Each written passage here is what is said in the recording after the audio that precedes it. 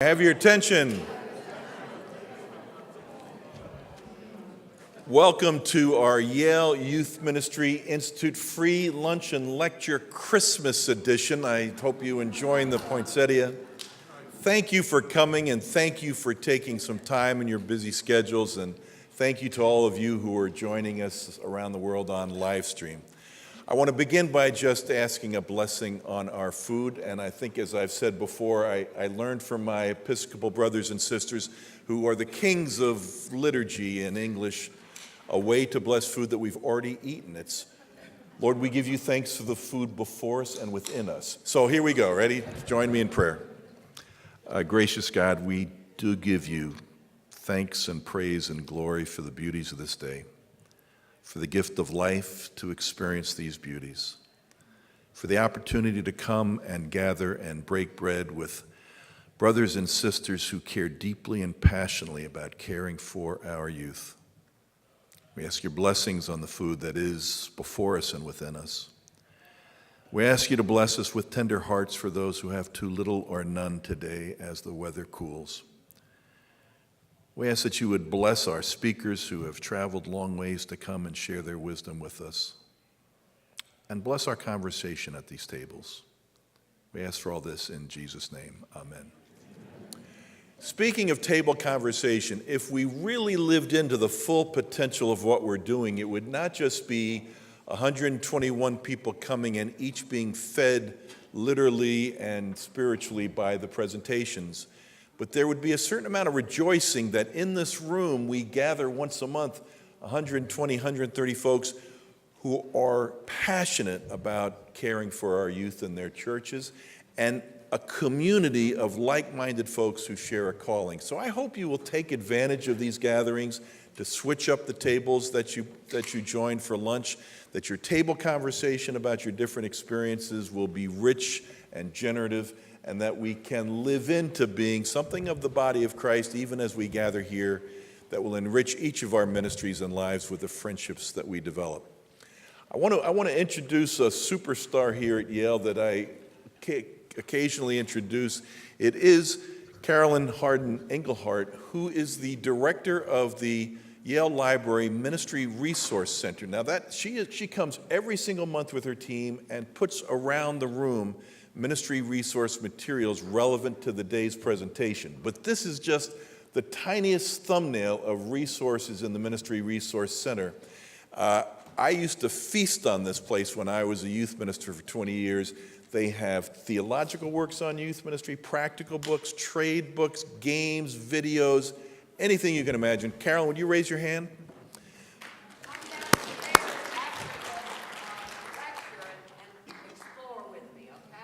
She's gonna just gather by that door. Anybody who has an extra 5 minutes to go tour the really rich library and resource center that she collects, please join Carolyn after the lunch.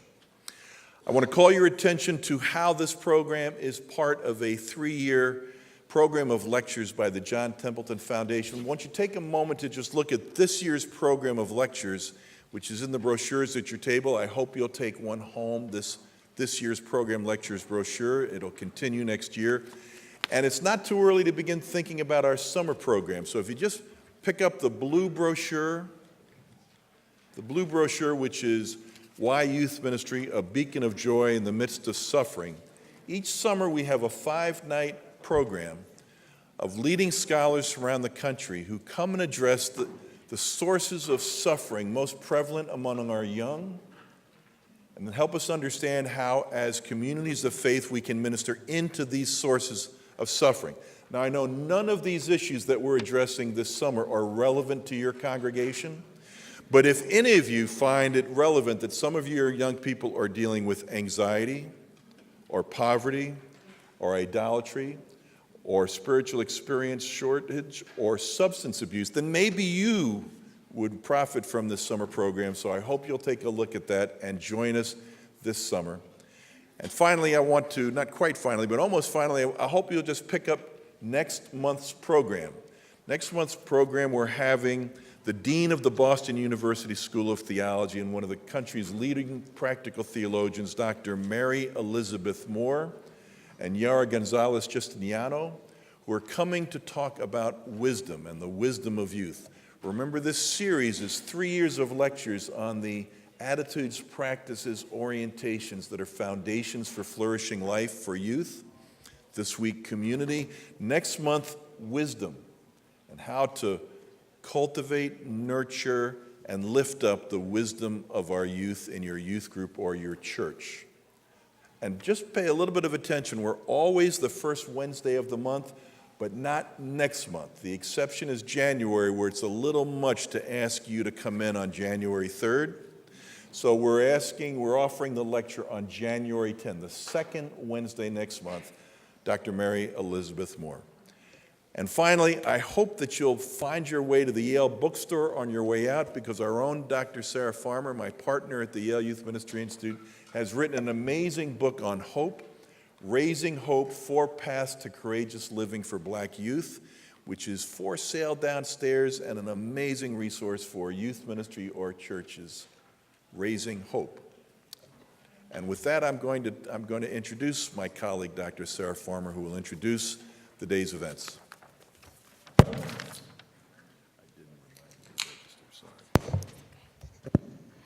Before I introduce our speakers for today, I just want to say, if you have not had a chance to go by our table and just sign in or register, please do so before you leave. That's the way we get your email and continue to keep in contact with you to let you know what we're doing here at Yale Youth Ministry Institute. I also just want to thank you for investing your time today during this lunch hour, and you are in for a treat. We are delighted to welcome today Dr. Kara E. Powell, who is an educator, who is a scholar, who is a youth minister, who is an author, and who is a speaker. As an educator and scholar, Dr. Kara E. Powell is the executive director of the Fuller Youth Institute and a faculty member at Fuller Theological Seminary. Prior to that, Kara was an assistant professor of youth ministry and practical theology at Azusa Pacific University.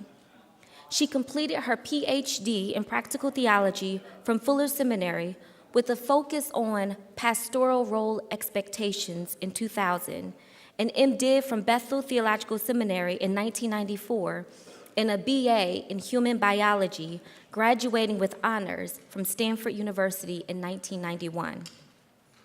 As a youth minister, Kara serves as a youth and family strategist for Orange and volunteers in student ministries at Lake Avenue Church in Pasadena. She was also a college pastor at Lake Avenue Church from 1995 to 1998 and was the associate minister, youth minister at San Diego First Assembly of God from 1991 to 1995. During college, Kara gained an ongoing commitment to church and parachurch partnerships during her time on Young Life student staff in the Stanford area. As an author and speaker, Dr. Powell was named by Christianity Today as one of 50 women to watch. Kara is the author or co-author of 14 Sticky Faith books or curriculum, including Growing Young, the Sticky Faith Service Guide, Can I Ask That?, More Hard Questions About God and Faith, and the Sticky Faith Guide for Your Family. Kara is also a regular speaker at Youth Specialties, National Youth Workers Conventions, the Orange Conference, as well as retreats and conferences across the country. And if you want a little bit about her personal life, Kara lives in Pasadena, California with her husband, Dave, who is a medical device engineer, and their children, Nathan, Krista, and Jessica.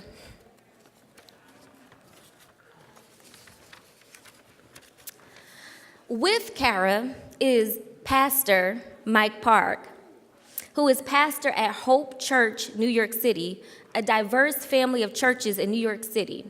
And currently he's actually pastoring or heading a church plant all of, 7 months or 9 months? 7 months. He's been working with planting a church on the west side of New York City. Previously, Mike led student ministries for 12 years in churches in California and New York in various cultural, ethnic, and socioeconomic contexts. He is a graduate of Fuller Theological Seminary and UC Berkeley. Mike is also a student ministry associate with Slingshot Group and does coaching and speaking for Sticky Faith. He is married to his amazing wife, Jean, and I found out they have a 10-month-old daughter, and they live on the Upper West Side of Manhattan. Would you please join me in welcoming our speakers for today?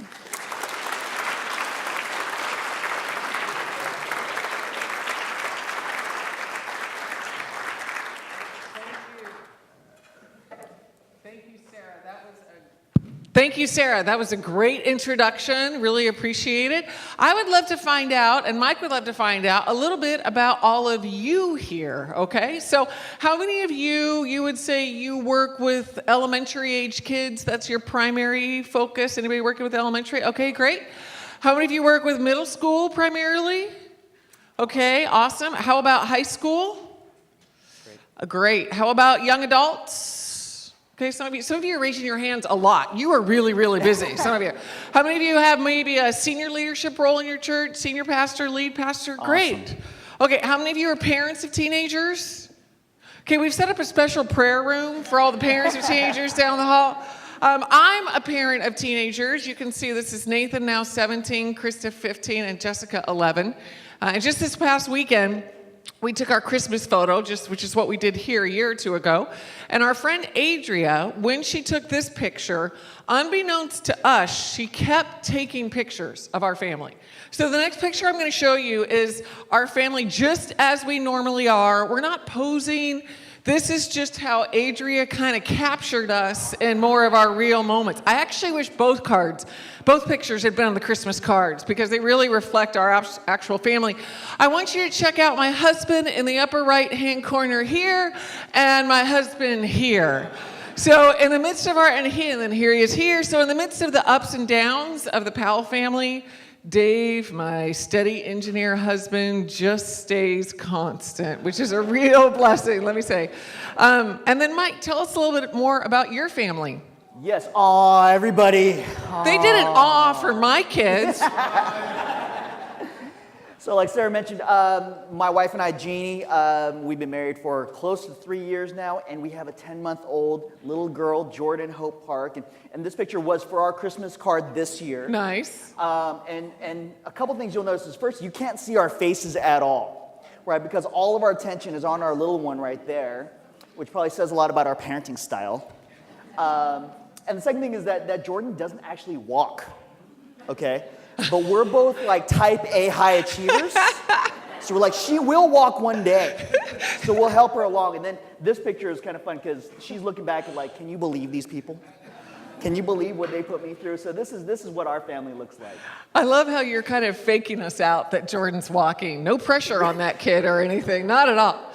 Mike and I are thrilled and honored to be here with you. Did I kind of wear Yale blue? Kinda? Okay, great, excellent. That was intentional. No, it actually wasn't. I was pleasantly surprised when I put on the shirt this morning and realized, hey, this is the school colors. And we at Fuller Seminary, we have been heavily influenced by the teachings and writings of Max Dupree, who was a senior trustee, just passed away a few months ago. And I would say that this next sentence I'm going to show you is probably the most quoted sentence at Fuller outside of the scriptures. And it's this. Max Dupree says, the first job of leaders is to define reality. The first job of leaders is to define reality. Interestingly, he says the last job of leaders is to say thank you. But Mike and I want to define reality of what's happening in our churches, what's happening with our young people today. The best research shows, if you look at a compilation of a number of studies, that about 1 in 2 youth group graduates from great churches, great parishes like yours, about 1 in 2 youth group graduates drift from God and the church after they graduate from high school. Now, as a mom and a leader and a follower of Christ, I'm not satisfied with that. Are you? Okay, let's try that again. Because if that's your level of dissatisfaction, you should go give me a tour of Yale so I can really see this place. So, 1 When I think about half of young people drifting from God and the church, I'm not satisfied with that. Are you? No. Oh, so much better. Not only are they drifting, but if you look at 18 to 29-year-olds, how many of you are 18 to 29 in the room? Awesome. We're thrilled that you're here. 18 to 29-year-olds make up 17% of the U.S. population, but only 10% of U.S. churches. So congregations tend to be aging. Not only that, but congregations tend often to be shrinking. No major Christian tradition is growing in the U.S. today. There are many that are growing outside of the U.S., especially in the global South. There are a few who are holding steady, but if you look at Protestant, Roman Catholic, Greek Orthodox, no major tradition is growing in the U.S. Not only that, but there's been an increase in what the Pew Forum has helped us understand are religious nuns. And I always feel like I need to spell that out. That's N-O-N-E-S, not N-U-N-S. But in the last 7 years, religious nuns, meaning those who have no religious affiliation, have increased from 16% to 23%. In 7 years, that's a dramatic increase. So there's quite a lot of shifts happening in our churches and in how young people are connecting with our churches. And there's just some cultural shifts happening with young people in general. I graduated from high school in the class of 87. Any other 87 folks? I feel old, but I graduated from the class of 87. And when I graduated from high school, there was kind of a linear path that we took. High school, then college, then job, then married, then kids, and there'd be some deviation, and sometimes college was replaced by the military, the workforce. Every once in a while, the order varied, but it was pretty much of a linear transition. Well, for young adults today, it's not that way. There's a myriad of options that young adults are exploring. Census data shows that young adults today in the U.S. are getting married 5 years later, having babies 5 years later, becoming financially independent 5 years later. And somehow churches are not connecting well with this elongated transition into, quote, adulthood, end quote.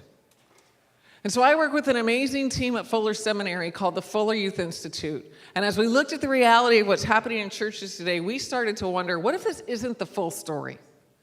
And so thanks to a number of grants, especially from the Lilly Endowment, we embarked on 4 years of research that in many ways parallels the methodology of Jim Collins in the book Good to Great. Who's read Good to Great in here? Okay, a lot of you have. Where he looked at exemplary companies. We looked at exemplary, or what we call growing young churches. Churches that aren't aging are shrinking, but are growing and involving and retaining young people, ages 15 to 29, which brings overall vitality to the whole church. And if you're wondering, how did we go about studying these churches? How did we identify them?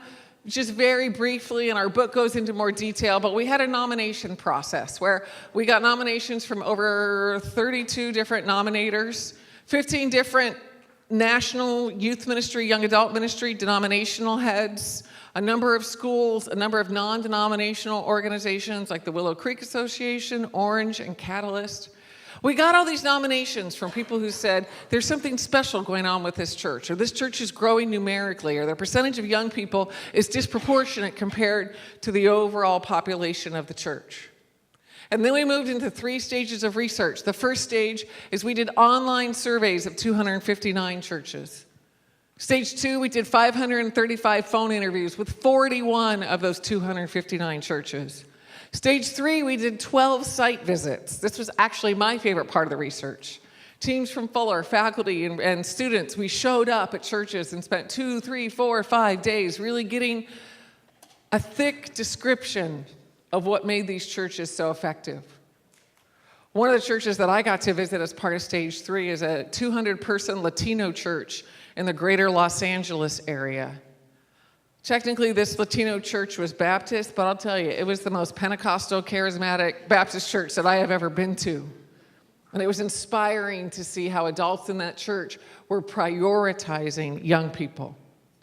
So grand total, we did over 1,300 interviews, collected 10,000 pages of transcripts from 10,000 research hours, and then half of the churches in our sample were not predominantly white.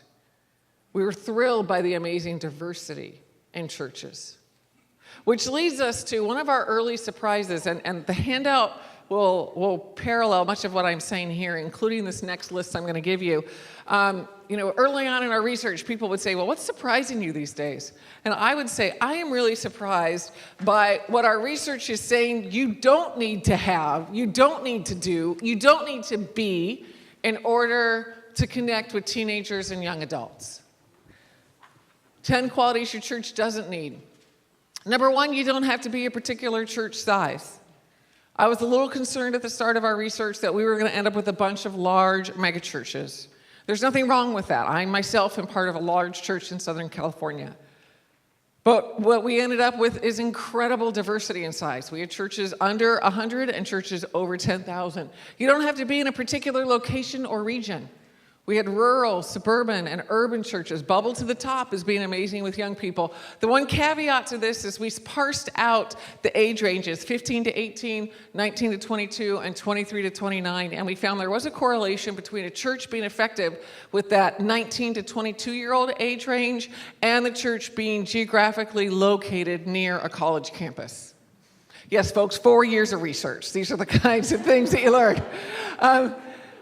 You don't have to be a church age, particular church age. I was a little concerned we were going to end up with, solely young church plants. And we did have some of those, and that's exactly what Mike is involved in now. But we also had churches that are over 100 years old, which is the case of my church right now in Southern California. You don't have to be a particular denomination or lack thereof. You don't have to have a cool quotient. You don't have to have a modern building. Believe me, there were some amazing churches in amazing facilities, complete with, coffee houses and sand volleyball courts. But there were also churches that were meeting in pretty dilapidated buildings, sharing schools, community centers. You don't have to have a big budget. Many of the churches were operating on really a shoestring budget. What was key is how that budget was allocated, but you didn't have to have a big budget. You didn't have to have contemporary worship, which we have in quotes because, really the term contemporary worship is one that originated from the 80s. So a lot of what we think of as contemporary worship is really kind of like a Christian version of ABBA or, something like that. So, and those of you under 30, your neighbor can explain to you what ABBA is. So instead, churches were doing a word that we came to prefer is modern worship. And there were a lot of churches that were offering much of their worship and overall programming for young people that was modern or contemporary. But by no means all churches, and by no means did the churches that were offering that style of worship music, was that the sole type of worship music. So there's no silver bullet there. You don't have to have watered down teaching, or you don't have to have a hyper entertaining program. And I think a lot of times my background in ministry, and I spend time with people in ministry, we use one or more of these things as excuses for why we're not connecting with young people. Our church is too old, it's where we're located, it's our facility, etc. Again, if you have a great facility, that can be a powerful tool, but you don't have to have any of these things to be effective with young people.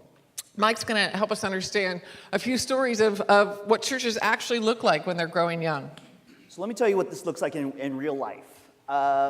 Like you heard from Sarah, I am planting a church right now. We're 7 months into our church plant on the west side of Manhattan. Right now, they estimate that in Manhattan, you have about 5% or a little bit less of people that are actually attending a church across the board. Now, I don't really know what that looks like for young people. But 7 months ago, we decided to plant a church. We decided to start a church together. And a couple months ago, we decided to start worship gatherings. And this is a picture from our worship gathering last month. We are renting the basement of a Lutheran church. We don't even have our own equipment. We had to borrow equipment from InterVarsity. Okay, when the campus ministry has more resources than you do, you're like, man, you're just starting out. But we had every other week, and we were meeting at an awkward time, 4 p.m. in the afternoon on a Sunday. But every other week, because we couldn't meet every week, 50 to 60 people would come. The vast majority of them are young people, under the age of 30. Now, again, I live in ministry in New York City. We have in our city world-class churches. There is world-class preaching. There are world-class worship experiences that you can come and be a part of. And so I ask, of course, as a good pastor, when I have all these young people come into our little basement experience here, why are you here? And they say to me, it's like, we like what we're experiencing here. It feels authentic. It feels real. I feel like I'm a part of a community. Because what they were telling me is that there are great services that you can attend, but there weren't a lot of communities that you could be a part of. And so we kind of landed on this, okay, in New York City, is that we can't out Hillsong. If you guys know the big church that is in New York and around the world. But here's the secret, that we don't have to. We don't have to. Now again, this isn't just true for brand new churches like mine. This is a picture of St. John's. It's a Catholic church in downtown Indianapolis, over 140 years old. And St. John's, like many other churches, over the course of its history, started to hit some hard times, especially in the 80s and 90s. They spent decades growing older and growing smaller in number, to the point that they were really, really close to closing their doors. But in 2009, they turned a corner, and this is how they did it. Part of their staff, Father Rick, became a campus chaplain at one of the local college campuses. They decided to hold evening gatherings and midweek gatherings for young adults and for teenagers. They were intentional about gathering people in community together. So there were older adults in the congregation that could have felt left out of this process. And they started an Adopt a College Student program, so that they could mentor people, so they can get together people who had similar interests and find mentors. And they even started going to social events together. And what they did, they had older folks and younger folks going to minor league baseball games together. Now, you really have to like each other to go to a minor league baseball game together. But this is what happened. So year after year went by, and what they were finding is that new people, younger people, were coming to the church. Now St. John's, I'm happy to report, are close to 1,500 members strong. Nearly 1,000 of them are teenagers and young adults. Not bad for a church that was really close to shutting its doors. So St. John's is one of the churches that I got to visit, and it was a remarkable turnaround, one of the more dramatic turnarounds. Most of the churches that transitioned from aging and or shrinking, it was more baby step, one step at a time. But as we tried to figure out what is it that these churches have in common, we identified 6 core commitments. What we call 6 core commitments that are essential to helping love young people, discovering and loving your church. We're going to spend most of our time going deep in one of these 6, but I'll briefly give you an overview. Up here at about 1 o'clock, you see we have keychain leadership. I'm going to share these core commitments in the most common chronological order that they appeared in churches in terms of a church's progression. Not the only order, but the most common order. And it started with keychain leadership. Now, you might not be surprised that it starts with leadership, but what is surprising to us is the type of leadership that it was. It wasn't necessarily a leader who was cool or hip. And by the way, my own teenagers say just the fact that I use the word hip right then means that I'm not hip. Okay, but it was leaders who were taking keys, meaning the power and access and authority that they had, were taking those metaphorical keys and were taking them off their keychain and handing them to young people. So really empowering young people as they were developmentally ready for it in real life ministry roles. These churches, number 2, empathized with young people. They didn't judge young people. They didn't look at that, how long it's taking for young people to turn some of these corners of adulthood we talked about earlier. They didn't judge young people. They journeyed with young people. They were ruthless about focusing on Jesus' message, more than they even focused on Christianity, so to speak. They focused on Christ. And iconically for me, for this one, the most vivid interview of any of the over 1,000 interviews we did was with a young woman in her late 20s.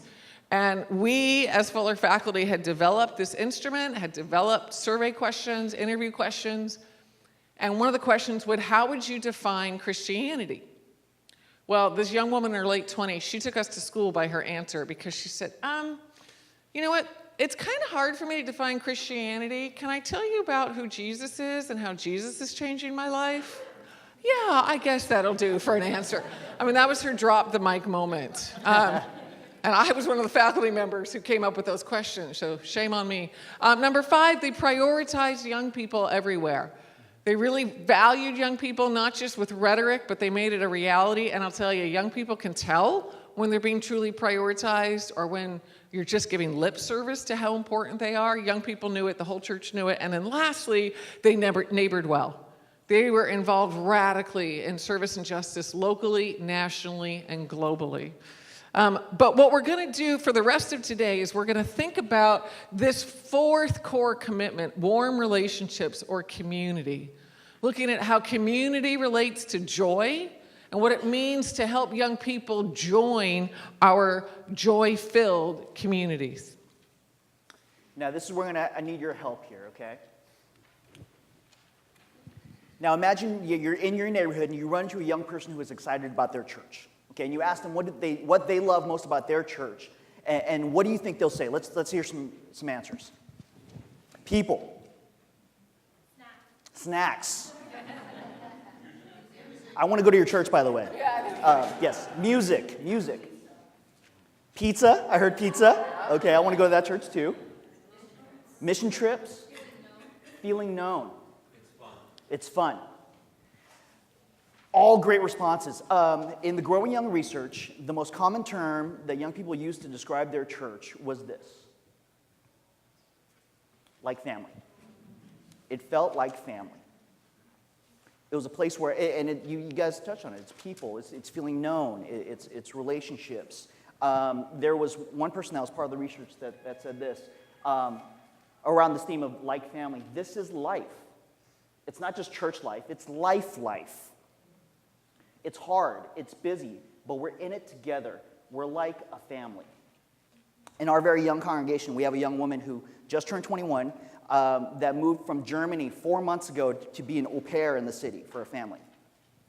Had never set foot in church before she came to New York. But her host family, that she works for, comes to our church, and when they asked her if she would come, with no pressure, she said, "Of course I'd like to come." So she steps foot into our church for the very first time, gets to know people, and a couple months later, she says, I'd like to meet with you for coffee. And so we sit down and have coffee together. She says, "I think I'd like to become a Christian." I say, "Why?" I said, "Well, all my friends are Christians, and I like all of them, and I like their life, and I like what I feel when I'm with them. I feel like this is my family." And for her to be in New York by herself as a young woman, we truly are her family. And she says, "Now tell me about this Jesus." What an incredible opportunity for young people to step into a place, maybe for the first time ever, and feel like it's family. I was thinking as you were talking, Mike, that I like that a number of you mentioned food because, I eat with my family, so food is definitely part of the family experience, so that's all good. The story that Mike told of that young woman so illustrates what we saw in our empirical data, which is when we asked young people under 30, again, from ages 15 to 29, why are you involved in the church? They did not name a program. Instead, they named a relationship. And so since then, we've been kind of teasing out what is it that young people are hungry for. And we've been thinking a whole lot more about this idea of belonging. And thanks to some of my psychology colleagues at our school of psychology at Fuller, we've been able to flesh out that belonging is a young person's maturing quest for relational connectedness, unconditional acceptance, and purposeful contribution. That's what young people are hungry for when they say they enjoy that family dynamic. They long for that family dynamic. And these are some of the key attributes of belonging that were prevalent in churches that are growing young. So we know that we want this for every young person. And I think every young person needs to experience this. Now, what does it look like for them to experience that at church? And we talked about before that the 6 commitments surround a Jesus-centered community. And this is what we believe as the church, that Jesus stands between persons in relationship. That when we experience life together, we also experience God together.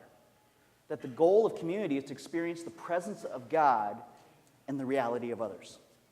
I love what another Catholic scholar, the way he puts it, Richard Rohr, that God is in us because we are in Christ. As members of the mystical body, Christians actually partake in the divine nature of the Trinity. We do not merely watch the dance, we dance the dance. We join hands with Christ, and the Spirit flows through us and between us, and our feet move always in the loving embrace of the Father. In that we are members of the mystical body of Christ, we see the joyful love of the Father through the eyes of the Son. And with every breath, we breathe the Holy Spirit.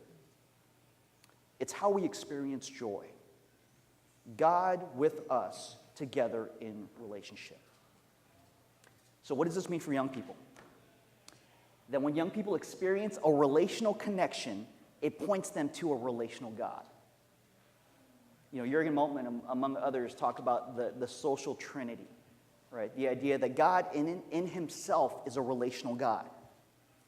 That he relates to the Father, Son, and the Holy Spirit are in this mutual love and connection and intimacy. So what young people see when they see what they experience in a relational place is they experience a God who is relational in his character and in his presence. And part of why Mike and I were excited to be part of this lecture series and really honored to be part of it is because community, the kind of warm community we see as essential in churches growing young, it's so vitally connected to joy. Joy is a response to having been united with what, or maybe more often with whom, we love. That community causes joy. Not only that, but quoting a well-known scholar here at Yale, joy seeks community. Joy seeks community. I was reminded of that this morning. Normally, I leave my phone on when I'm at a hotel, but last night I was getting texts and I was trying to go to bed, and so I slid it to airplane mode. When I woke up this morning and I undid airplane mode on my phone, I had 32 texts. I was really glad I had it on airplane mode last night. I had 32 texts. Why? Because last night, one of our team members at the Fuller Youth Institute had a baby. And so that news was celebrated, and everybody cheered on with texts. And I'll tell you, all these creative gifts were, gifts were sent as part of the text stream, and there were cartoons, and there was a picture of Oprah I don't even fully understand that was part of the text stream. I mean, this was all part of the text stream because we're a 15-member team. We're a community, and when joy happens in our community, we want to share it with the community. And if you think about how often Scripture, there's this idea of with me. Rejoice with me. Come experience my joy with me. And these warm communities that we saw in churches that were growing young, the threads of joy were just woven through the fabric of these communities. And not just in good times, but in hard times too. Part of the reason I was getting so many texts last night is because one of our closest friends, his brother's house was destroyed yesterday by one of the fires in Southern California. He's not a follower of Christ. This brother is not a follower of Christ at this point. And there were a number of us on the text stream saying, how can we help? What are the kids' sizes? They have nothing. What are the kids' sizes that we as a community can step in those deep moments of suffering too, so that we get glimpses of a joy that transcends happiness, but a joy that comes from something deeper. There's a lot I love about being at Fuller, but one of the things I love most is that we're very interdisciplinary. There's a school of theology where I'm a faculty member, and both Mike and I are alums of that school. There's a school of psychology, and there's a school of intercultural studies. And so I have loved the last few years as a theology faculty member talking with some of our amazing psychology faculty members to try to really pinpoint what are the toughest questions young people are asking. And we at Fuller, we've identified these three questions.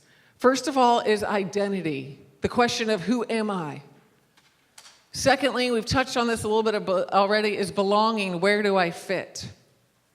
And then third is the question of purpose. What difference do I make? Identity, belonging, and purpose. We call that around our office IBP. Skip asked me earlier this morning, how would you define joy? It's actually hard to define. But in light of these questions that, by the way, all of us are asking, Every day we ask these questions. It's just that those of us who are over 30, these questions are maybe more at a low simmer, and those of us who are younger than 30, they're kind of more at a rolling boil. And so often we look to false sources to answer these questions, answers that don't really satisfy, that don't really last long term. And I think joy comes, and the kind of joy that I hope and have prayed for this family that I know that lost their house yesterday, the kind of joy that really lasts comes when we have Scripture-centered, Christ-centered answers to these questions. That's my theological bias. Who are we ultimately? We are people who are saved by grace. Where do I fit? Where's our sense of belonging come from? It comes when we're part of a loving community. And what difference do I make? We best experience that when we're part of God's mission.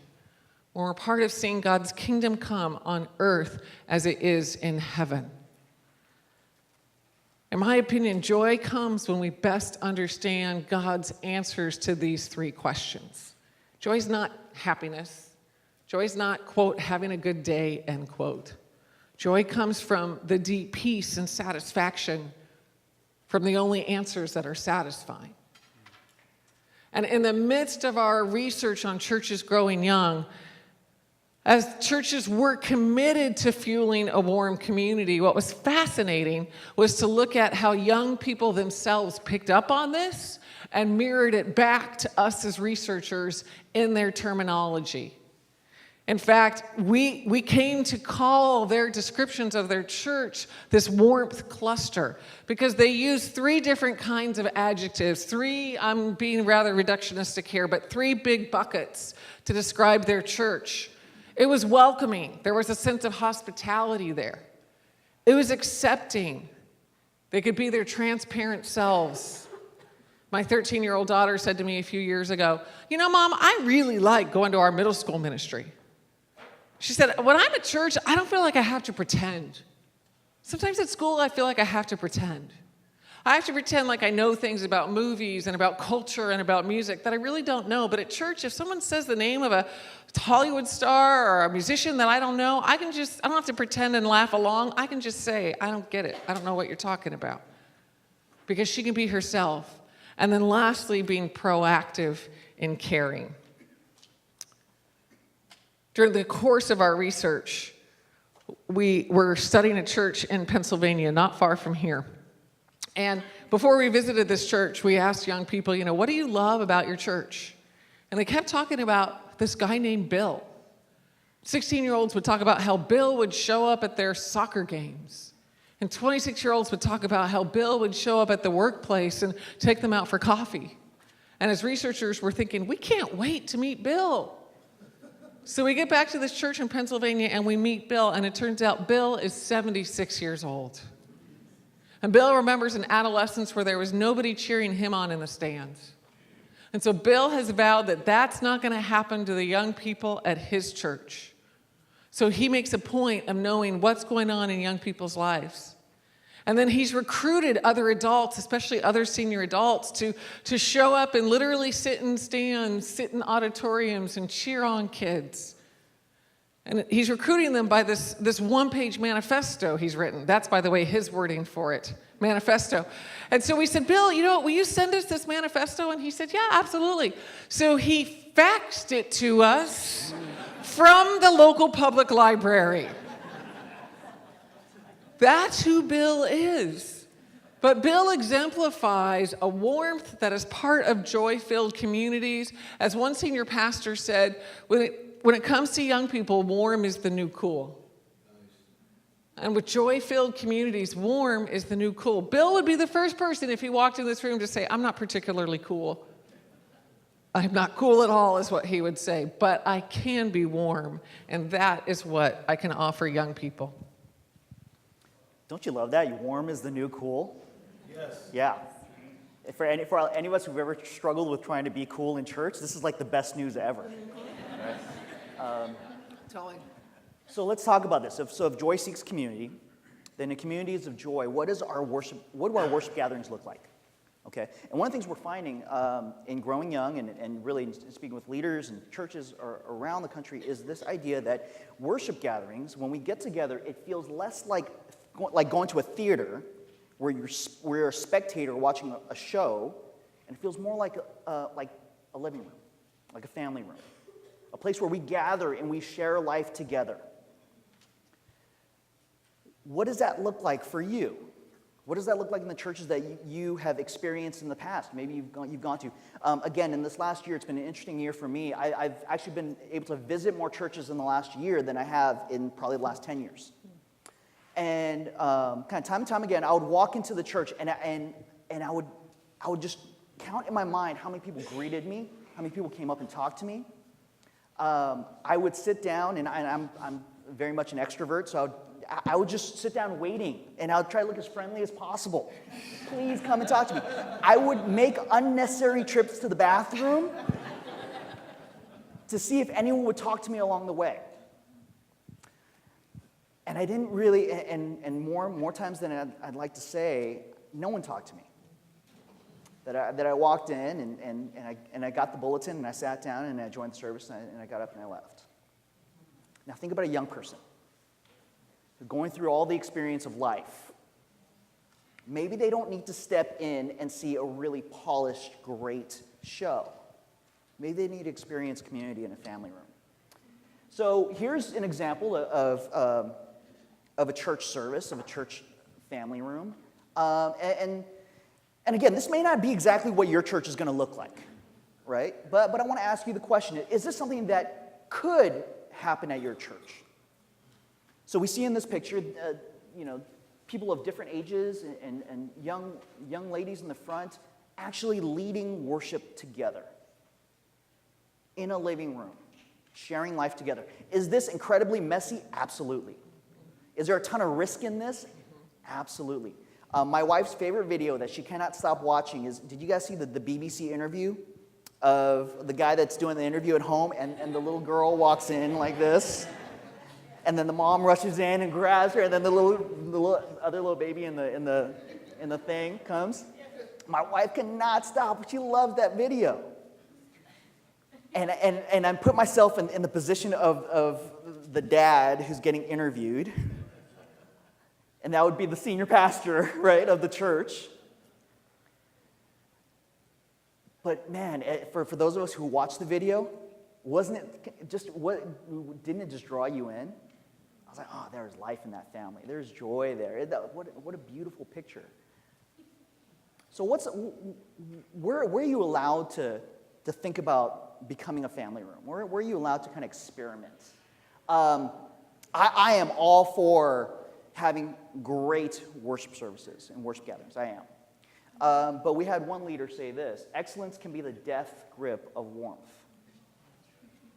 Sometimes we can be so preoccupied with having everything perfect that we don't give enough space to connect with each other.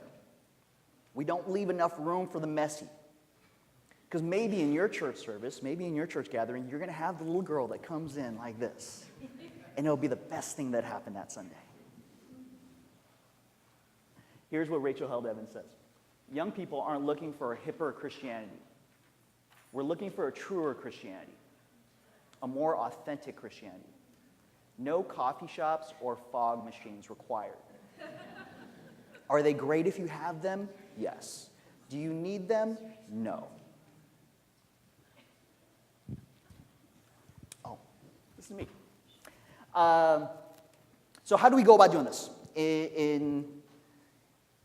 In communities of joy, to create joy-filled communities, I think where we start is, and Brad on the FYI team, his church came up with this language of creating both on-ramps and road trips. Okay? So you give opportunities for young people to try it out, to step into the community and say, is this a safe place? Because for a lot of young people, that's what they're asking. Is this a safe place for me? Can I dip my toes in the water a little bit, see if it's okay? And then maybe step out for a while and observe. Can I go with you on a trip and just see? And what does that look like? What could that look like for you? So it's not a long-term commitment. It's not sign up to be a member forever. It's come and be part of this community. Come to a dinner. Come and be part of a group. Get to know someone here. And here's a revolutionary thought. What if we went to them? What if we went to them? What if we started going to where young people are? On colleges' campuses, in those coffee shops. And we said, community and the church extends beyond the walls of this place. Because what does it mean to be part of the church? It means you're part of a family. As Mike was talking about being a community that goes past its walls, I was thinking about a few of the churches in our study. They offered something called Theology on Tap, where they would meet in a local bar, and for those over 21 or whatever the legal drinking age is in that state, they would have just an open conversation. And young adults really felt like they could bring their friends to that setting in a way a little differently than maybe bringing their friends to church. So I'm not saying, everybody needs to figure out how to offer alcohol to young adults. That's not what I'm trying to say. But there's a couple things that are obvious about that church doing Theology on Tap. Number one, they are not Baptist. Okay, so that's one very obvious thing. And number two, they have figured out how do we go to where the young people are instead of always expecting them to come to us and to our community. So the last idea we're going to unpack in our final minutes together, how else do we develop a joy-infused community? It's not just about the worship services. It's not just about thinking about, a 3-week road trip, a 3-week on-ramp, 3 different 1-week Bible studies or something. It's how do we develop a new 5-to-1 ratio that's intergenerational?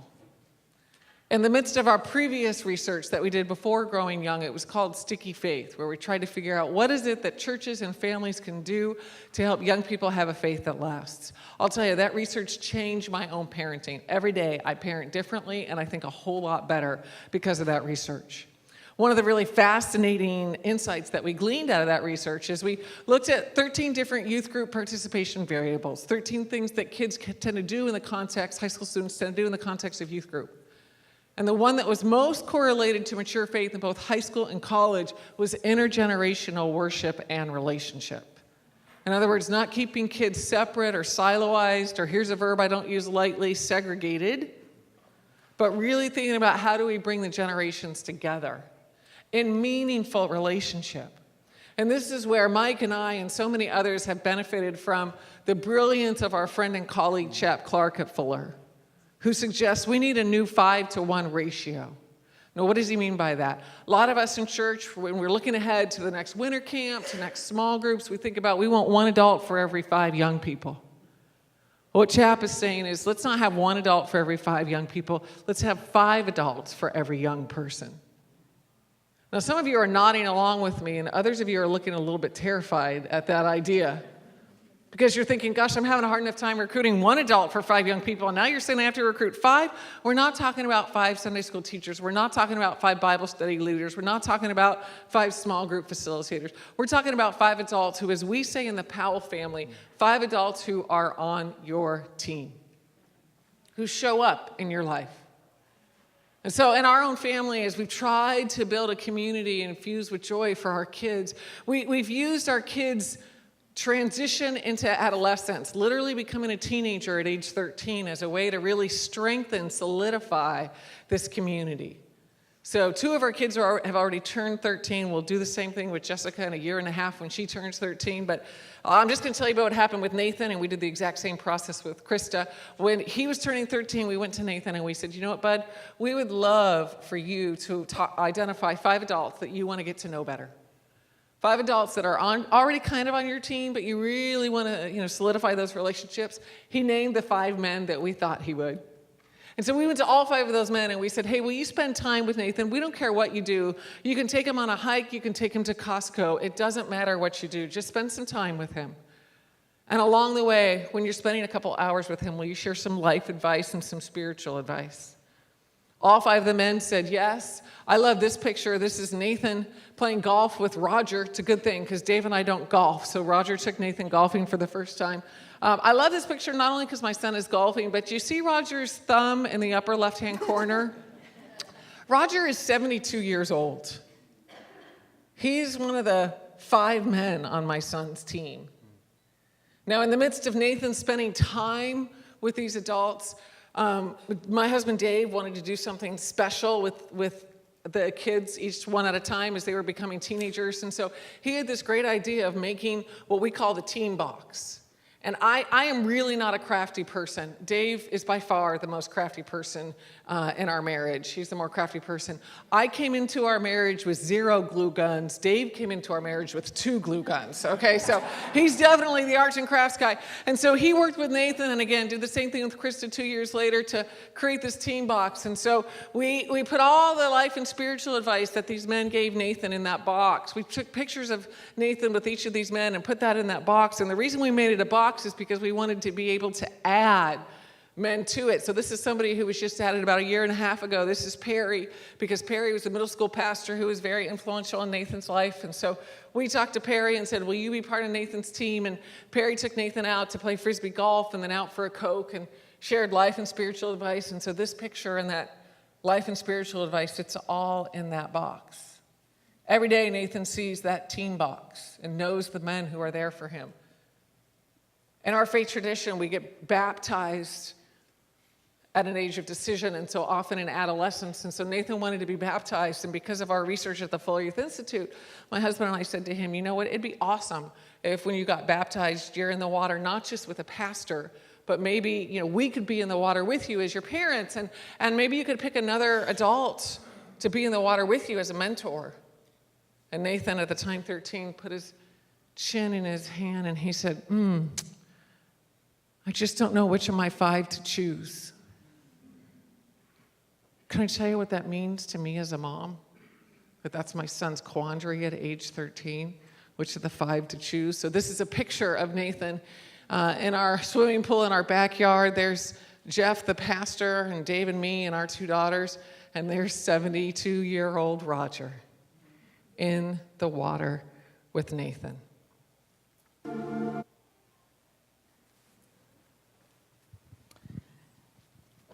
So if you're like me, you hear presentations like this, and it's like, where do I get me some of that? Here's the deal, though. You can try to hire for cool. You can try to, buy cool, but you can't buy warmth. Yeah. You either have it or you don't. And my hunch is, because you're in this room right now, there's warmth in your community. And there's more warmth than you even realize in your community. You just got to go and find it. So a beloved scholar says this, Miroslav Volf: true joy presumes proper relation to some actual good.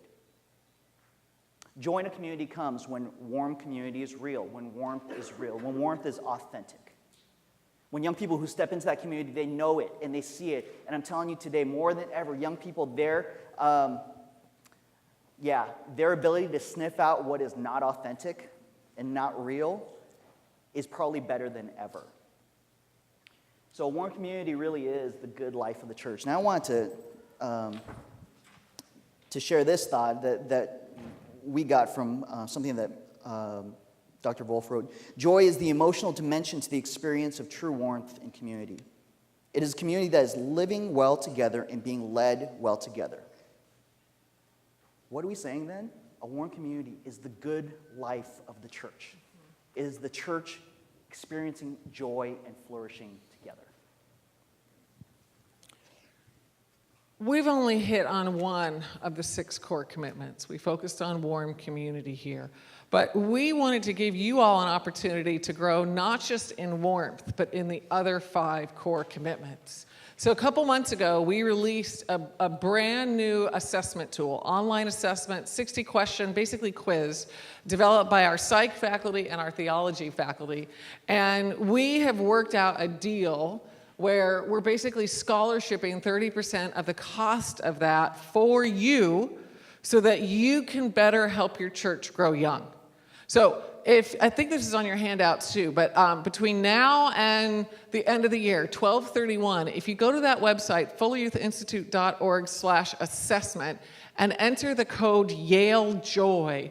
By the way, the team member who came up with that code, she's a Harvard alum, so it's a little hard for her maybe to type out Yale Joy, but we came up with that Yale Joy, and that way you get 30% off an assessment that you can take in 5 or 10 minutes. I've done it multiple times for my own church just to keep learning. And that way you can get an immediate pulse of these 6 core commitments, including the kind of joy-filled community we're talking about. Where are you doing well? Where are you doing okay? And then where are you struggling? And then we give you a 30-page report that breaks that down further and helps you makes progress. It gives you basically a roadmap that you can use to move forward. So between now and the end of the year, please check out this website resource because we want it to be something that benefits you. Mike and I have had such a wonderful time with you. Yes, thank you for caring so much about young people. Thank you for being so warm already, and we look forward to continuing to learn with you and from you in the future as we together serve young people in the church. Thanks. Thank you.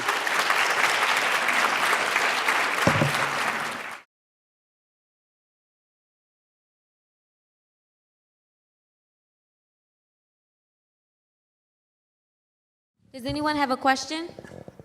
Or comment or idea? Hold just a second. Let me get you on the mic. What would you say is the pastor's role in this? Great question. What would we say is a pastor's role in this? I'll go ahead and go first, maybe if that's okay. I mentioned that in our Growing Young wheel, the wheel that's on your handout, leadership came first. Part of me, before we started our research, I didn't want it to start with leadership. Not that I don't love leadership. I love leadership. I read leadership for fun on vacation. I read books about leadership for fun. But part of me wanted it to be more grassroots, bottom up. I really love the theology and doctrine of the priesthood of all believers. So quite honestly, that's what I was hoping to find in churches, but that's not what we found. It was almost always a senior leader. Didn't have to be a senior pastor, could be a few key board members, could be a youth pastor, young adult pastor, but somebody who is a designated leader was the catalyst for all of the core commitments of Growing Young, including warm community.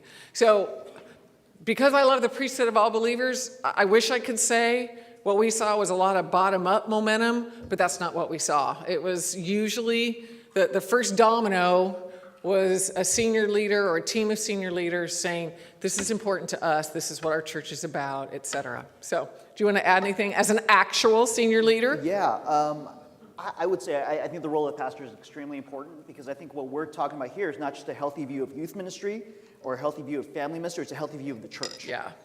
And you know, I think the role of a pastor in helping a congregation to know that this is what a healthy church body looks like. That we break down the walls of all kinds of different barriers, and generational is a big one. That's a big one, especially today. So I think, yeah, that's a great role. What's interesting is, again, it's not about being a hip leader, it's about being a keychain leader. I think another surprise for us in the research was the level of importance of preaching, or shall I say, the less than expected level of importance of preaching. When we asked young people what drew them to the church, what kept them at the church, preaching was 6th, wasn't in the top 5. Mm-hmm. And so, you know, part of what we're saying to senior leaders and people who spend a lot of time on communication is, you know, let's put our priorities and our calendar under a bit of an X-ray and say, are we spending the time on the right things? When we visited these churches, we saw no bad preaching. You know, we listened to their sermons online and all that. There was no bad preaching, but I'm just going to be like super simple. The difference between B+ and A- or A preaching didn't matter that much. What was more important is, honestly, this community element. Somebody said during the course of our research, I can listen to a podcast to get good teaching. A podcast can't help me move into my new apartment, though. You know, it's community that helps me move into my new apartment. And so the role of the senior leader is super important. And while I love preaching God's word, it was interesting to us that it was a little bit, young people themselves ranked it as less important than senior leaders did, and the church's effectiveness with young people. So, yeah. Oh, sorry, Sarah's gonna wanna get the mic to you. Have you seen a church that was not doing well, use your principles and brought themselves up? Yeah, great question. Well, we've only shared the research for a little bit over a year. So we've seen churches definitely make baby steps. It's a little too soon to see a church do a holistic, really dramatic turnaround.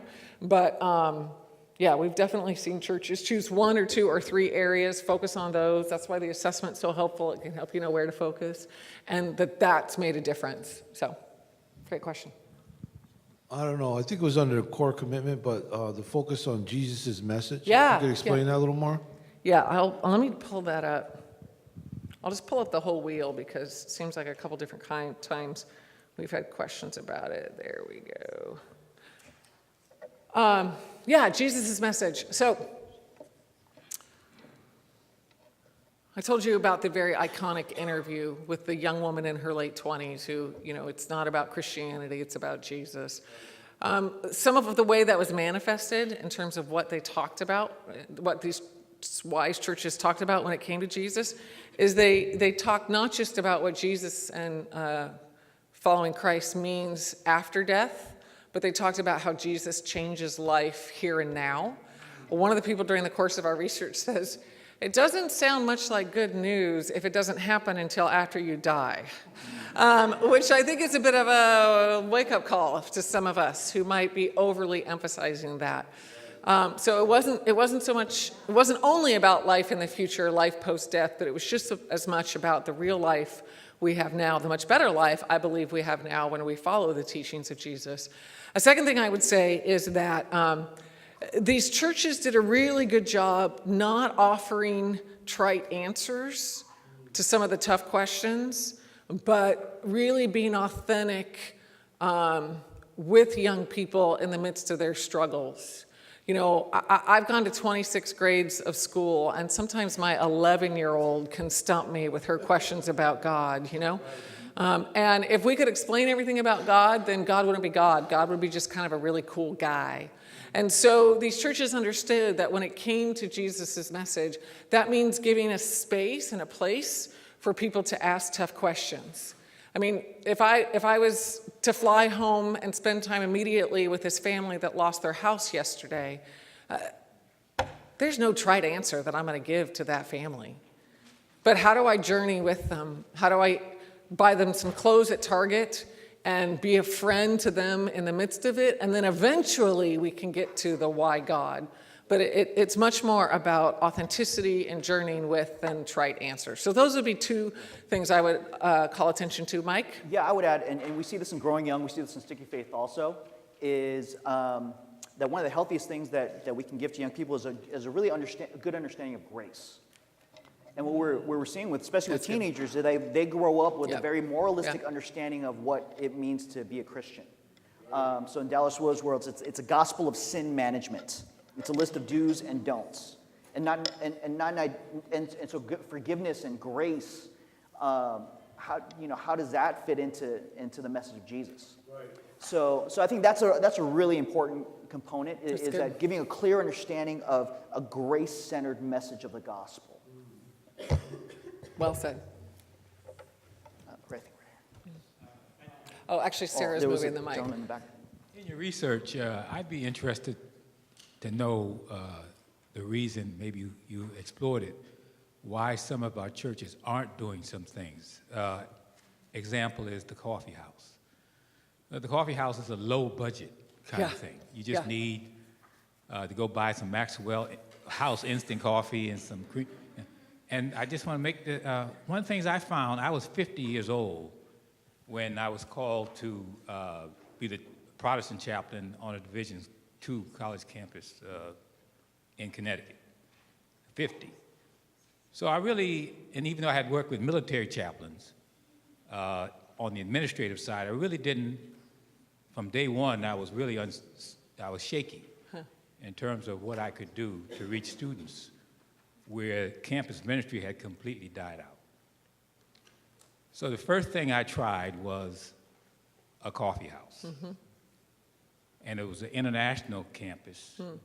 And all I can say is, from day one, that coffee house drew those kids in there like a magnet.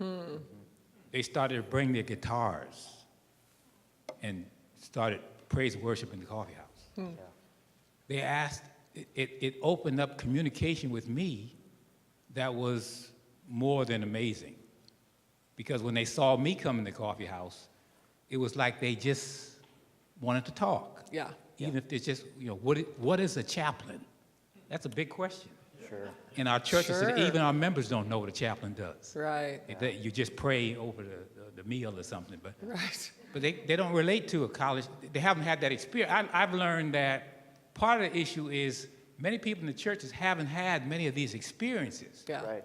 And so even though I was an associate in the church, when I would say I was a chaplain, they wouldn't have a clue what I did. They wouldn't think of me as chaplain pastor, which in that university role was.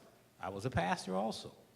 So a coffee house, your research, have you asked the question, why aren't you doing these things?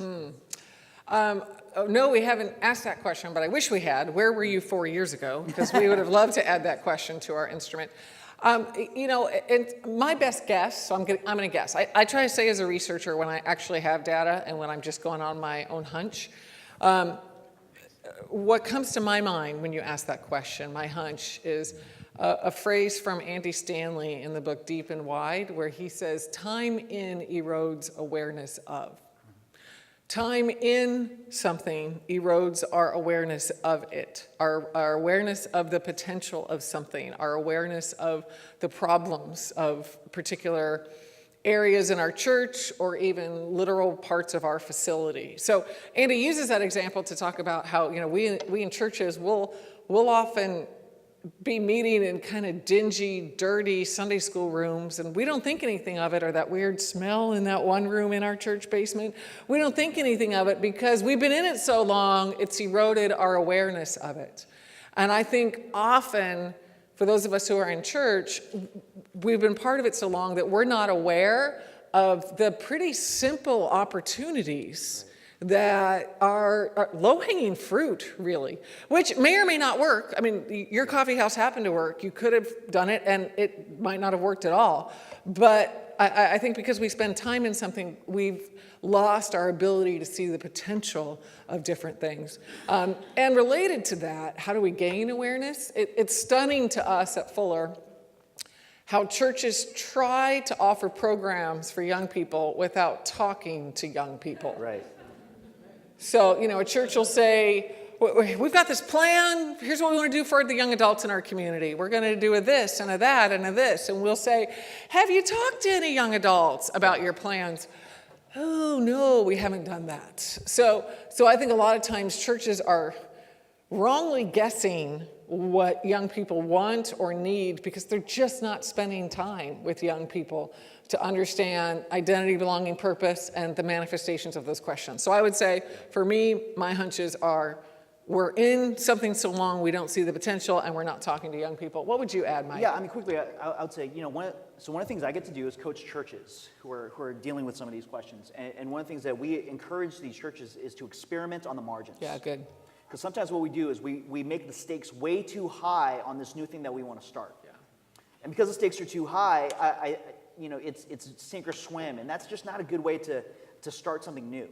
So what are some ways that you could experiment on the margins, and if it fails, no one's job is at stake, and you just learn from what you experience, right? I think there's sometimes two extremes that we think about, is that this could never work here. That's like terminal uniqueness, is I think what Mark DeVries calls it. And the other is that, well, it worked there, so it should work here. Mm-hmm. And neither is always true, right? It's usually somewhere in the middle. So I think, so for your example, I think a coffee house, you tried something new, and you saw it work, right? So in every context, what are some things that we could try that won't cost us a whole lot, and see what works here? Great. I think there are two. Yeah, go ahead. Oh, there's one back there. Okay. But he's got the mic, so. Oh, right there. Oh, I'm sorry. Okay. Yes, thank you so much for the inspirational talk. I have a question for Mike first.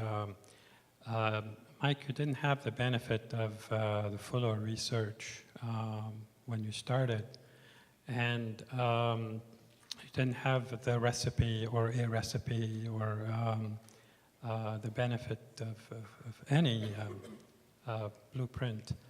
How did you go about it what did you use as inspiration or as reference to get there? And for Kara, if I may, your assessment tool is very intriguing to me, very fascinating.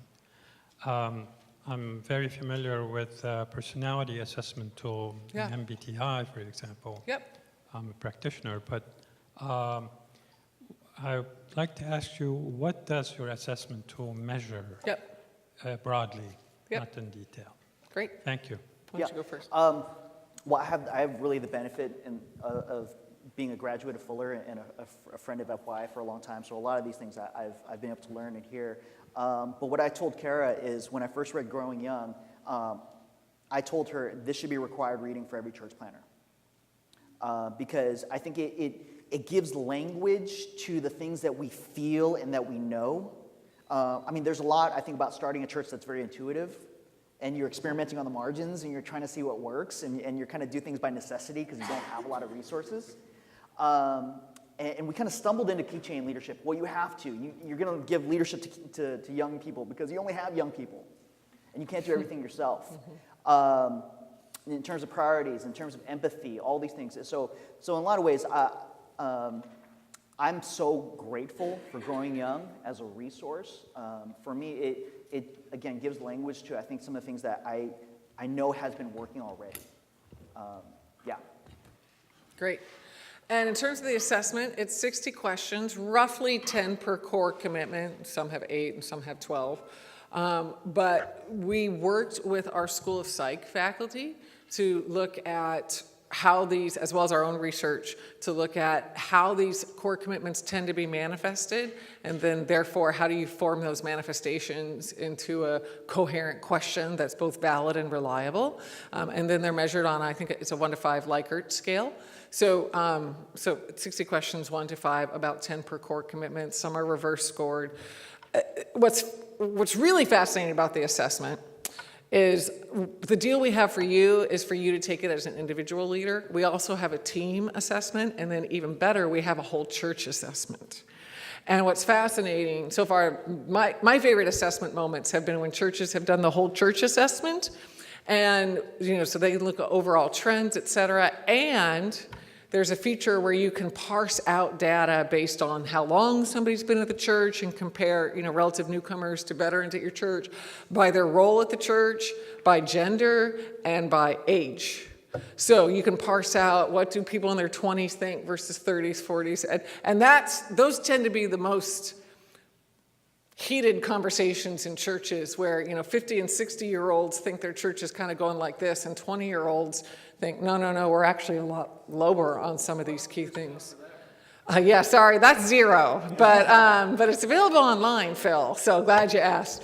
So we've loved those insights that have emerged and the real honest conversations that come up where leaders post 30 say, we thought we were doing a really good job training our young people, but our young people don't feel that way. We are missing it. And so it really gives young people a voice that sadly they often don't have otherwise in churches. They should, but the tool gives them a way to let everybody know their experience at the church. So will you follow up? So do you have an existing database for benchmarking? You sound like somebody with a research background. You sound like somebody with a research background. Just curious. Okay. We've tested it with 2,000 individuals at churches all across the country before we released it to the public. And the good news for us is everybody who takes the assessment becomes a data point for us. So we're gaining the mass we need to have benchmarks. Every month we gain more and more people who are taking the assessment. And so we're looking forward to what we're going to learn from the churches who take the assessment. So, yeah, great. Who has the mic, Sarah? Oh, great. Hi. Hi.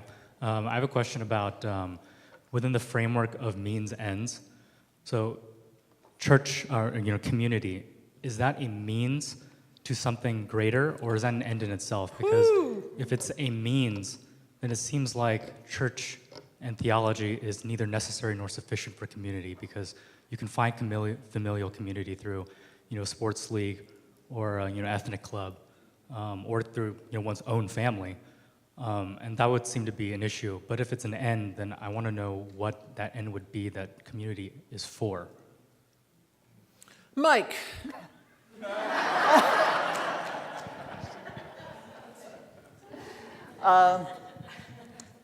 One of the things we talk about at our church is that, our value statements are authenticity, community, diversity, delight, generosity. And in a place like New York, that's something that every young adult person is looking for, right? So you're right. Could you find that in a sports club? Yes. Could you find that in, your own family or a group of friends or people that you do, even in your work setting? Yes. I take that, just like we said before, I think this brings us back, this whole conversation, to a healthy view of the church. What does it mean for us to be a community that centers ourselves around this story of the gospel that we believe and we live out together? That's where I would say maybe community is not the end, but I think living together in community is definitely one of the things that we are wanting to do, right?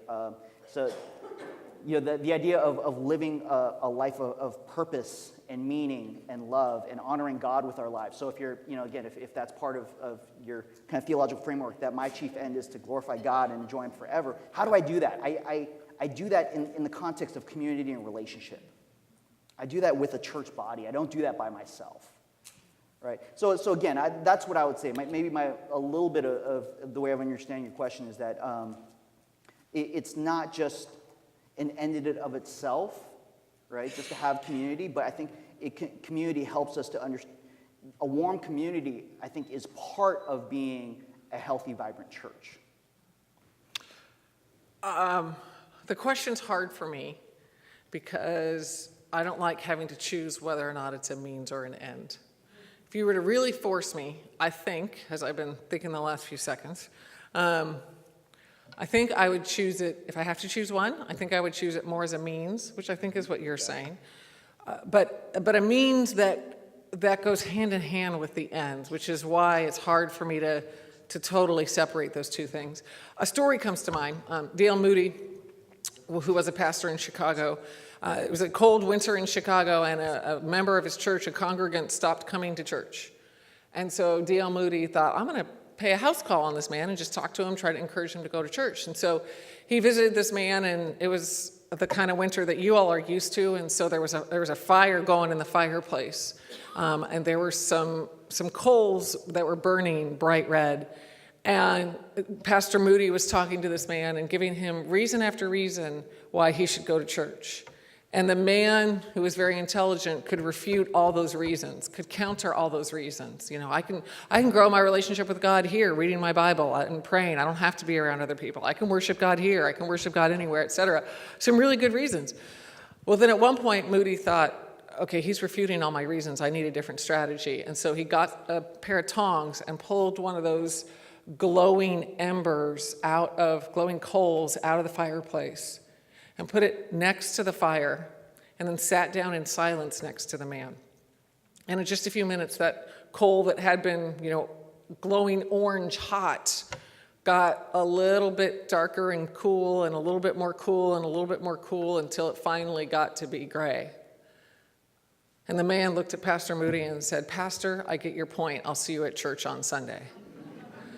The point being, I think there's something unique about community that helps us, in the end, as Mike well defined, enjoying God and glorifying God forever, or however we want to state that relationship, that transformative relationship we have with God.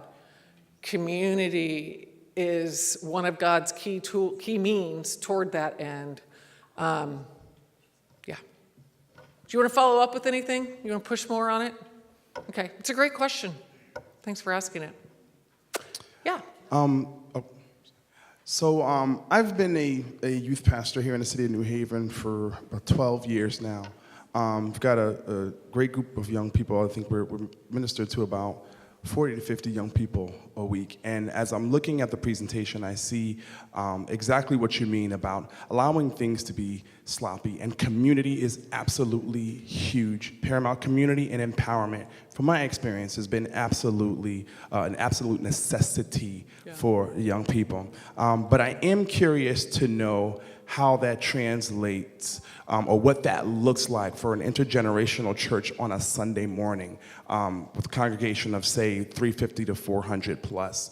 What does that look like on a Sunday morning? How can you have that sense of, because I know you can't break out into groups, which is we do a lot on Wednesday nights. You can't break out into groups. You can't kind of have that kind of feeling with a group that large, a congregation that large. So what does that look like, feel like, with the full range in age demographics on a Sunday morning? So the generations are already together for worship. That's what you're saying. Correct. Okay.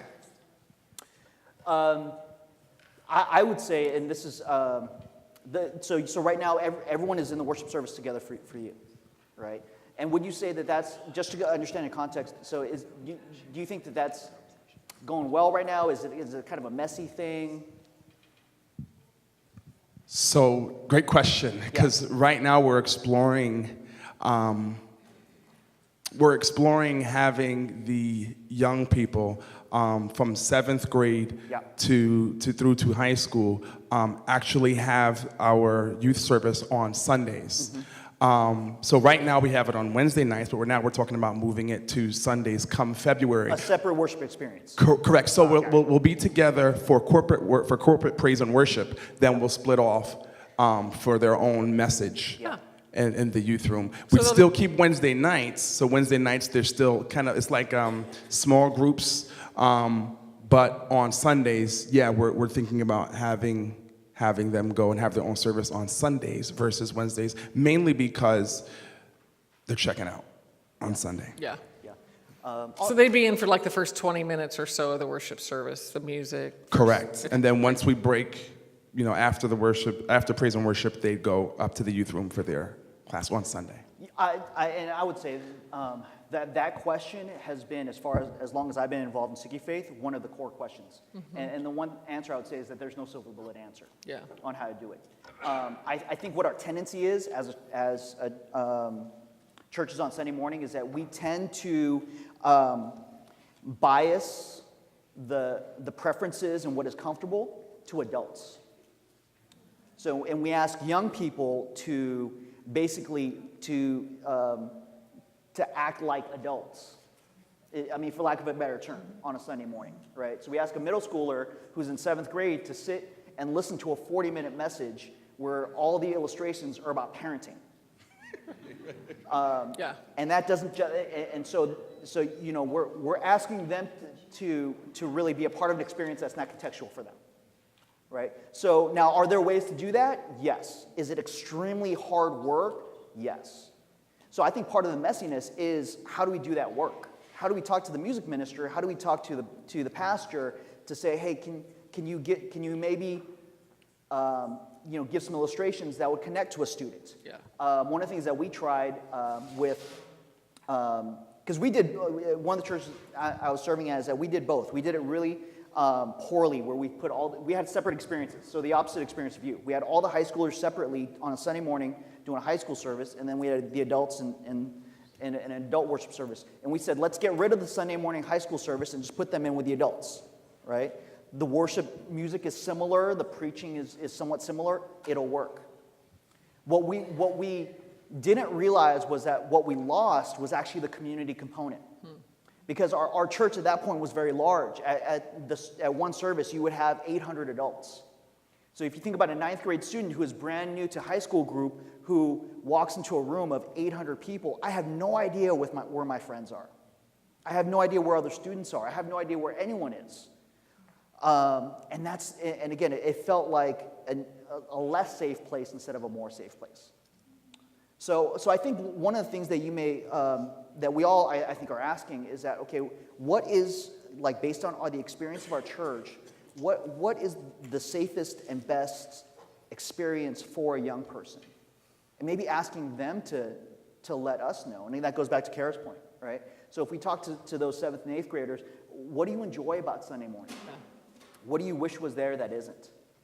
One of the things that we did with our middle schoolers, because we learned from that first experience, is we had all the middle schoolers meet first in our youth room with their small group leader, and then walk into the service together.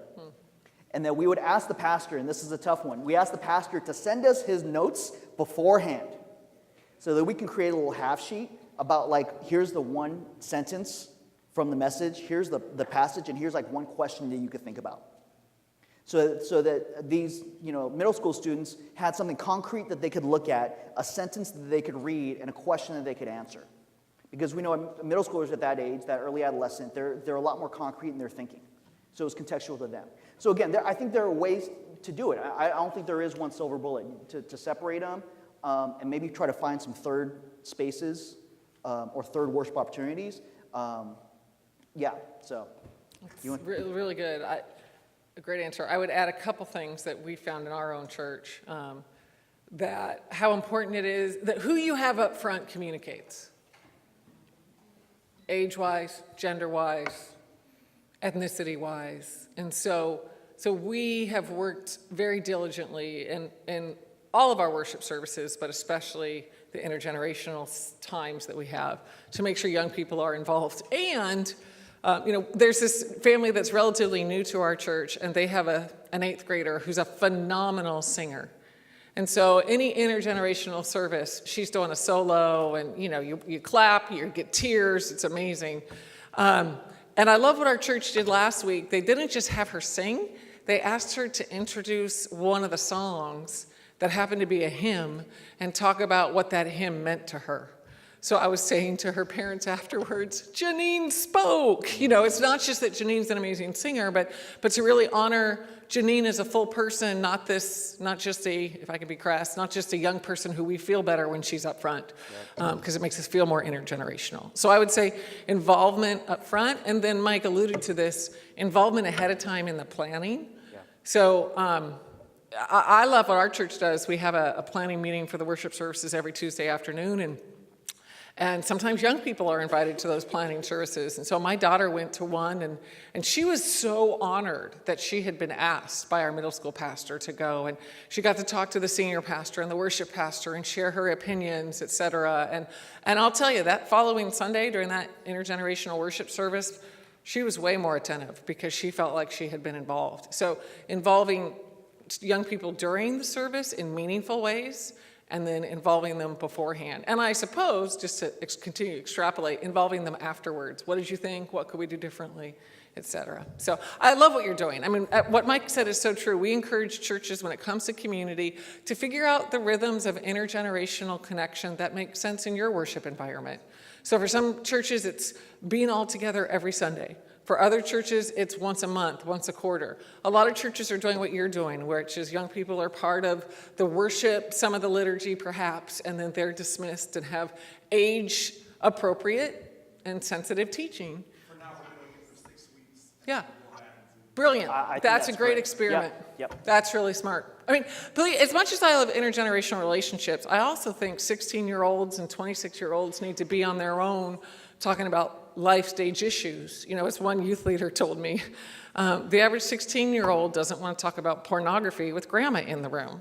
And so, we need to give 16-year-olds a chance, and grandma doesn't want to be there either. So, and I don't want to be leading that discussion as the youth leader. So we need to give 16-year-olds, just like I love being with friends in my life stage sometimes, to talk about what it's like to parent teenagers.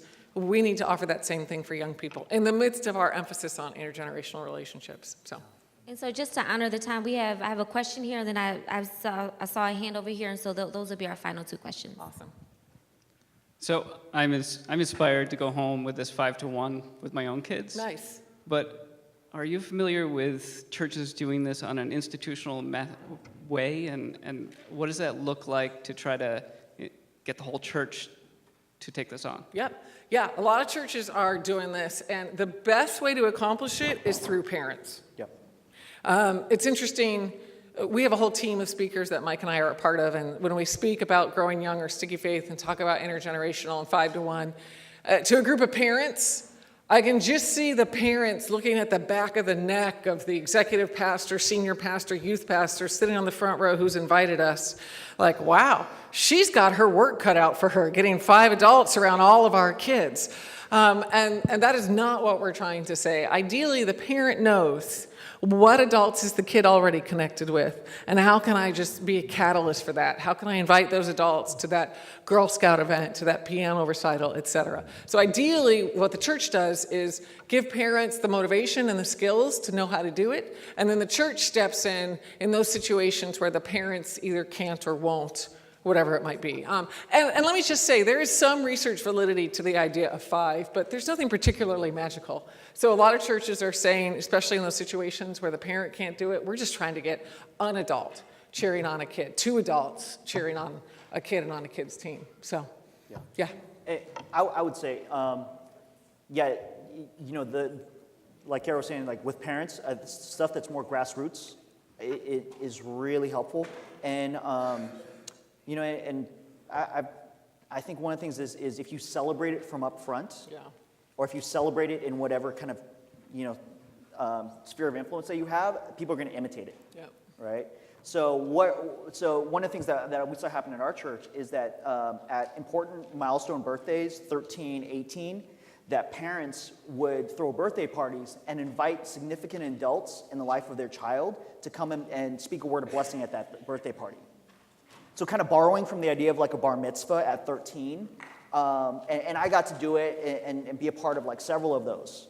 But it wasn't just me. It was like the soccer coach. It was an uncle. It was an aunt. It was an older cousin who would come and speak a word of blessing and pray for that young person. And it caught on like wildfire because any parent that attended one of those things is like, oh man, we got to do that for our kid too, totally. you know? So, Yeah. Hi. Going back a question, and on the key chain leadership, what percentage of churches did you look at that actually involve their youth in planning of worship? And what is the, and if you know, what is the number or percentage that actually allows the youth to form part of the message or form and deliver the message itself, rather than just assigning them lay leadership of, Read the scripture passage, be an usher. Yeah. Because to me it seems that when I think back to when I was 12 years old, I had a lot of things to say that that were challenges to me, that I didn't hear coming from the pulpit. Yeah.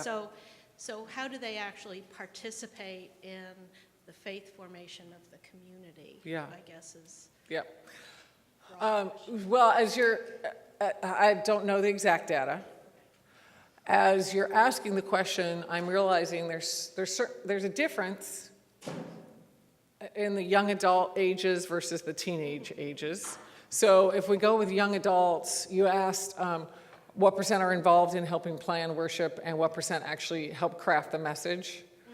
Young adult, this is totally me guessing. Young adults, it's probably 60%. So it's somewhere just north of 50% are involved in helping develop the overall worship service. The sermon pastors hold more tightly too. So what was typically happening, my church was, the example I gave with my daughter is a bit of an exception. What was typically happening is it was the young adult pastor who was the advocate, the voice of young adults to that senior pastor, saying, hey, just so you know, so many of our young people are really struggling with paying rent. If in the next sermon you could talk about how you trust God when rent is due and not just when the mortgage is due, see, even those little differences make a big difference. So that would be my answer for young adults in particular. Which back to leadership, she left. But back to leadership, that's where that leadership is all the more important for that young adults, that youth pastor to figure out, what are ways that are meaningful to my senior pastor where I can keep him or her informed of some of the greatest losses and longings of our young people. So. And I would maybe just add as a little bit of a caveat too is don't be in such a rush to have this happen right away. And the reason I say that is because it takes time to listen and learn how to do this well as a church. Because I could get a pastor to sit down with a 12-year-old and talk about what's going on in her life, and then get up on Sunday morning and say, man, I was talking to this 12-year-old girl, and she's like had problems with her parents and all this, and now I totally just outed this 12-year-old girl in terms of her situation. Now, again, that's a pretty extreme example, but we all know churches where that could happen. Yeah.